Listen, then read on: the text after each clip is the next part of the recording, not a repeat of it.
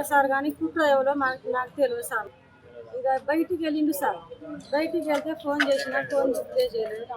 ఎవరో ఫోన్ చేసినట్టున్నారు, బయటికి పోయిండు సార్. కానీ ఆ ఫోన్ మాత్రం నేను వినలే సార్.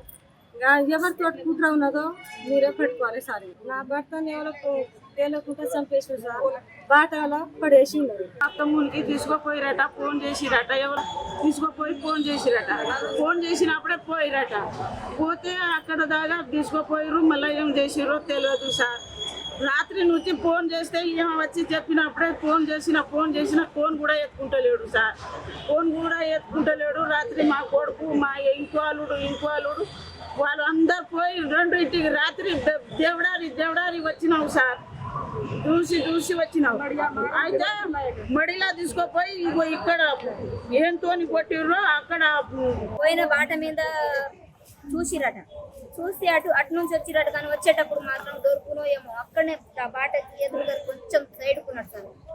బండిని ఆయన మీద పడేసి 2-3 జాగా చేసినట్టున్నారు సార్. కానీ మనమైతే చూడలే. ఇది మాత్రం పక్క ఆయనకు కావాలనే చేసిరు సార్. చంపేసి ఉన్నారు సార్. ఆయన చంపేసి కింద ఇట్లా పడేసి దాని మీద బండి వేసి తాళం తీసి జేబులో వేసిపోయింది సార్. ఆయన సెల్లు పక్కకున్నది సార్. పక్కకున్నది సెల్లు. ఆయన పడిపోతే ఒకవేళ యాక్సిడెంట్ ఇట్లా అయితే అందుకుండా ఆయన తాళం జేబులో ఉంటుందా సార్? జేబులో ఉండదు కదా. జేబులో ఉండదు. బండి వచ్చి మీద పడదు. పక్క ప్లాన్ తోటి ఎవరో చేసినట్టున్నారు. కానీ కుట్ర అయితే ఎవరు లేదు. మాకు అనుమానం అయితే లేదు సార్. ఏమనుకుంటారో ఏమో సార్ వాళ్ళు. కానీ చంపేసిన వాళ్ళని మాత్రం అది కూడా వాళ్ళకు కూడా రావాలి. Local to global news at your fingertips. మీ చేతిలో ఒక ఆయుధం. Download raw TV app. Media legend Ravi Prakash is back.